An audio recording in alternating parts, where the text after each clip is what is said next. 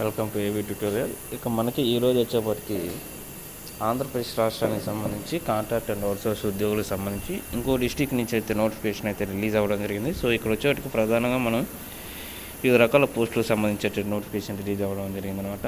మనం వీటిని ఏ విధంగా అప్లై చేయాలి, అదేవిధంగా శాలరీ కానివ్వండి, సెలక్షన్ ప్రాసెస్ ఏ విధంగా స్టెప్ బై స్టెప్ అయితే ఈ యొక్క వీడియోలో మనం చూద్దాం. సో ప్రతి ఒక్కరు కూడా వీడియోని ఎండ్ వరకు చూడండి, ఎవరు స్కిప్ చేయొద్దు.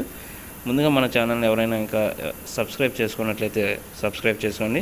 సో ఇది వచ్చేవరకు ప్రకాశం డిస్ట్రిక్ట్కి సంబంధించి కాంట్రాక్ట్ అండ్ అవుట్సోర్సింగ్ ఉద్యోగులకు సంబంధించి ఈ యొక్క బేసిస్న నోటిఫికేషన్ అయితే రిలీజ్ అవ్వడం జరిగింది. దీనికి సంబంధించి మనకి డేట్ కూడా ఇవ్వడం జరిగింది. సో లాస్ట్ డేట్ వచ్చేప్పటికి 17th అనమాట. సో ఇక్కడ వచ్చేవాడికి మనకి కంప్లీట్గా పోస్టులు చూసుకున్నట్లయితే పర్ఫ్యూషనిస్ట్ ఇవి 2 వేకెన్సీస్ ఉన్నాయి. 17,500 వరకు ఉంది. Outsourcing basis. MRI technician 2 vacancies. City technician ఇవి 2 వేకెన్సీస్ ఉన్నాయి. Dialysis technician 3 vacancies. Cath lab technician 2 vacancies. Pharmacist grade 2 vacancies. Speech therapist 2 vacancies. Post mortem attendant 1 vacancy ఉందన్నమాట. సో మొత్తం టోటల్ వేకెన్సీస్ 16 అనమాట. ఇవి మనకి డిస్ట్రిక్ట్ సెలక్షన్ కమిటీ ప్రాసెస్ అనమాట. Selection process అంటే చాలా క్లియర్గా నోట్ పాయింట్లు ఇవ్వడం జరిగింది. సో ఇలా పర్ఫ్యూషనిస్ట్కి వచ్చేవరకు బీఎస్సీ ఈ యొక్క స్పెషలైజేషన్ చేసి ఉండాలన్నమాట. ఎంఆర్ఐ టెక్నీషియన్ కూడా బీఎస్సీ ఇమేజింగ్ టెక్నాలజీ అంటూ BSc radiography or imaging technology, దీనికి సంబంధించిన డిప్లొమా ఇన్ మెడికల్కి సంబంధించి స్పెషలైజేషన్ చేసి ఉండాలి. సిటీ టెక్నీషియన్ వచ్చే బీఎస్సీ సేమ్ దీనికి కూడా qualification specialization. Dialysis technician must passes diploma or degree in dialysis technician course అనమాట.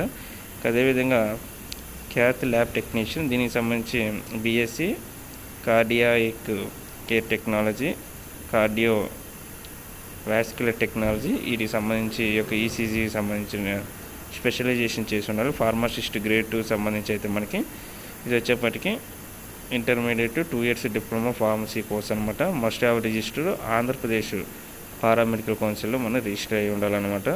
ఇక స్పీచ్ థెరపిస్ట్కి వచ్చేవాడికి degree BSc first or second class university wise ఈ యొక్క క్వాలిఫికేషన్ కలిగి ఉండాలన్నమాట.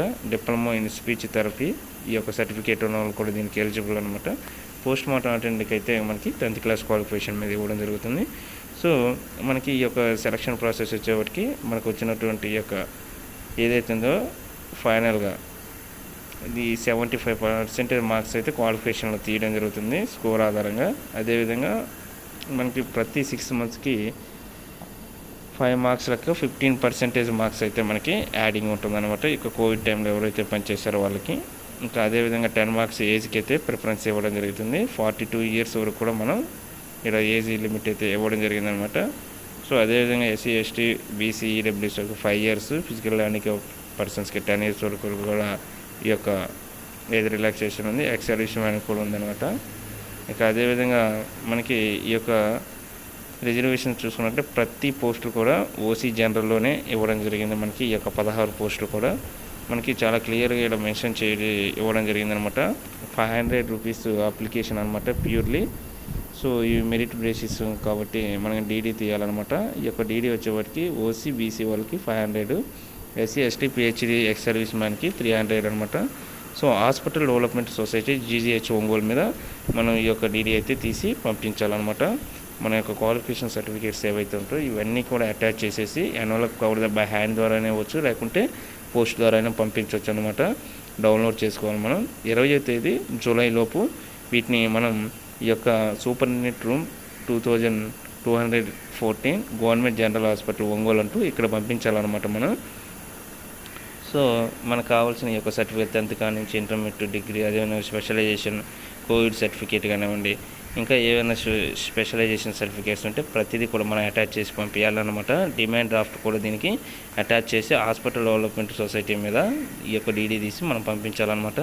మనకి డేట్ ఆఫ్ నోటిఫికేషన్ 13th అయితే రిలీజ్ అవ్వడం జరిగింది. లాస్ట్ డేట్ 20 అనమాట. ఇక ప్రొవిజనల్ మెరిట్ లిస్ట్ వచ్చేటి 27th, final merit list 29th, issue of order 2nd August, joining order వచ్చేటికి August 5th అన్నట్టు చాలా క్లియర్గా ఇవ్వడం జరిగింది. సో ప్రతి ఒక్కరు కూడా వీటిని యూజ్ చేసుకోండి అనమాట, ఈ యొక్క ఆపర్చునిటీని. మనకి అదేవిధంగా ఈ యొక్క సెలక్షన్ ప్రాసెస్ సంబంధించి మేము ఫైనల్గా డిస్ట్రిక్ట్ సెలక్షన్ ప్రాసెస్ అనమాట, డిఎస్సి ద్వారా ఈ యొక్క సెలక్షన్ ప్రాసెస్ ఉంటుందంటూ కూడా మనకి చాలా క్లియర్గా చెప్పడం జరిగింది అనమాట. సో ఇది ఈరోజు ప్రకాశం డిస్ట్రిక్ట్ సంబంధించి. ఇంకా మరిన్ని ఏదైనా డిస్ట్రిక్ట్కి సంబంధించిన నోటిఫికేషన్స్ వస్తే ఖచ్చితంగా మీ అందరికి కూడా ఇన్ఫామ్ అయితే చేయడం జరుగుతుంది. సో ఇలాంటి అప్డేట్స్ కోసం ఈ యొక్క ఛానల్ని ప్రతి ఒక్కరు కూడా సపోర్ట్ చేయండి, లైక్ చేయండి, షేర్ చేయండి, సబ్స్క్రైబ్ చేయండి. Thank you.